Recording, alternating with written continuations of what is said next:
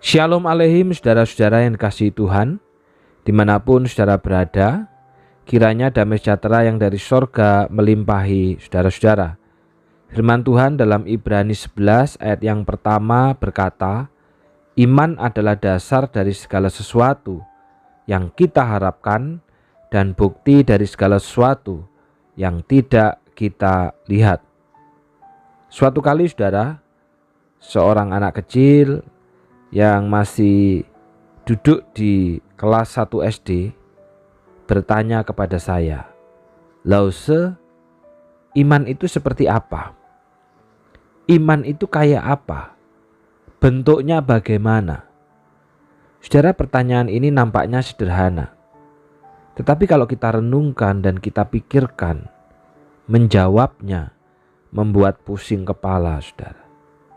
Saudara, Ibrani 11 ayat yang pertama katakan begini, iman adalah dasar dari segala sesuatu yang kita harapkan dan bukti dari segala sesuatu yang tidak kita lihat. Bukti dari segala sesuatu yang tidak kita lihat. Padahal saudara, di tengah-tengah kita ada pemahaman bahwa disebut bukti kalau bisa dilihat. Tapi ini bukti tetapi tidak dilihat. Bertentangan dengan logika kita, saudara. Apalagi sebagaimana dalam dunia hukum ada yang namanya barang bukti. Benda yang disita dan diajukan ke persidangan untuk keperluan pembuktian. Nah, barang bukti ini untuk dapat digunakan sebagai bukti, maka benda tersebut harus nyata, harus dapat dilihat, bukan hanya kira-kira, bukan hanya kayaknya. Namun Alkitab menerangkan bahwa iman justru adalah bukti dari segala sesuatu yang tidak kita lihat. Aneh kan saudara? Yang tidak dilihat justru menjadi bukti. Kalau dunia mengajarkan yang dilihat itulah bukti, yang tidak dilihat itulah fata morgana. Nah, apakah ini mungkin dalam realita hidup kita, saudara? Bukti dari segala sesuatu yang tidak kita lihat. Apakah ini mungkin? Saya jawab, sangat mungkin. Karena itu, ketika anak kecil ini bertanya kepada saya, iman itu seperti apa? Iman itu kayak apa, Lause? Maka kemudian saya ganti bertanya kepadanya, "Bro, apakah engkau sudah pernah melihat dan menyentuh paru-parumu?" Lalu si anak kecil ini berkata, "Enggak pernah loh, saya enggak pernah melihat dan saya enggak pernah menyentuh paru-paruku. Tapi kamu percaya enggak kalau punya paru-paru?" Lalu dia menjawab, "Iya, saya percaya." "Kamu enggak pernah lihat loh ya?" "Enggak." "Kamu enggak pernah sentuh loh ya?" "Enggak." "Tapi kamu percaya?" "Iya, saya percaya." Apakah kamu percaya juga bahwa hidupmu itu bergantung kepada paru-paru? Walaupun enggak pernah melihat dan menyentuh, percaya enggak kira-kira? Dia menjawab, "Iya, saya percaya." Nah, iman itu juga seperti itu. Walaupun ini gambaran yang tidak sempurna. Enggak melihat, tidak menyentuh, tapi kita percaya bahwa Yesus adalah juru selamat. Itu iman. Bukti dari segala sesuatu yang tidak kita lihat, tapi kita percaya. Sama seperti kita tidak pernah menyentuh paru-paru, kita tidak pernah megang paru-paru, tapi kita percaya punya paru-paru dan kita bergantung hidup pada paru-paru. Karena itu di dalam Ibrani 11 ayat yang pertama dikatakan, beriman berarti yakin sungguh-sungguh akan hal-hal yang diharapkan. Berarti mempunyai kepastian akan hal-hal yang tidak dilihat. Iman adalah sumber kekuatan dalam kehidupan kita orang percaya.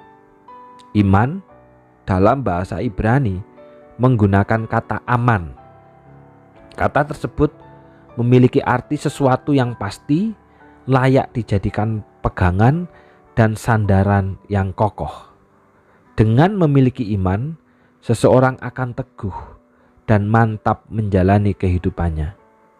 Para tokoh Alkitab menunjukkan bagaimana iman yang mereka miliki pada Allah menjadi penguat hidupnya. Saudara, Alkitab mengajarkan iman bukanlah perasaan sensasional ataupun usaha keagamaan, melainkan pengalaman hidup yang nyata bersama Allah. Iman bukan imajinasi manusia atau upaya menjelaskan hal-hal yang kita tidak mampu menjelaskannya, melainkan pemahaman akan Allah yang hidup serta rencananya bagi umatnya. Iman adalah sumber kekuatan, memampukan setiap orang percaya memasrahkan hidupnya pada tuntunan Allah.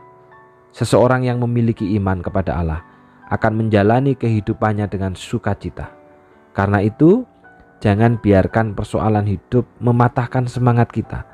Sebaliknya, dengan iman, permasalahan apapun akan membuat kita makin kuat menjalani hidup bersama janji-janji Allah. Karena iman adalah dasar dari segala sesuatu yang kita harapkan dan bukti dari segala sesuatu yang tidak kita lihat. Walaupun kita tidak melihat, tetapi kita percaya. Mari kita berdoa.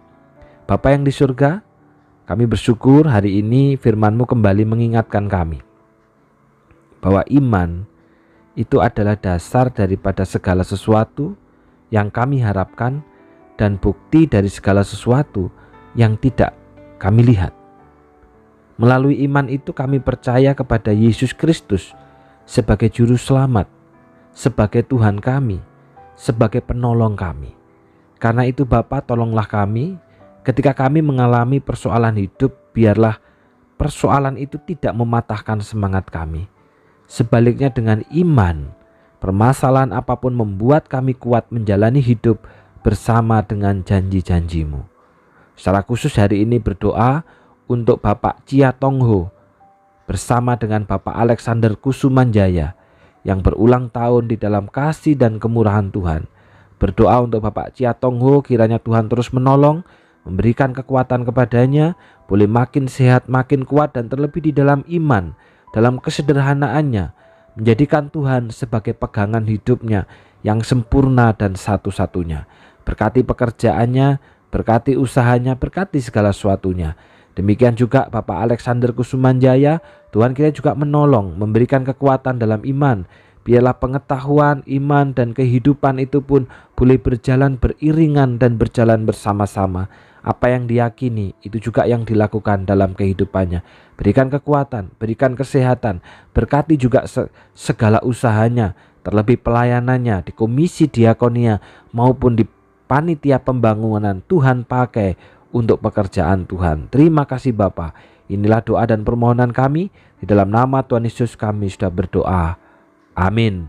Selamat ulang tahun untuk Bapak Chia Tong Ho dan Bapak Alexander Kusumanjaya. Kiranya diberkati dengan berkat rohani yang dari sorga. Tuhan memberkati.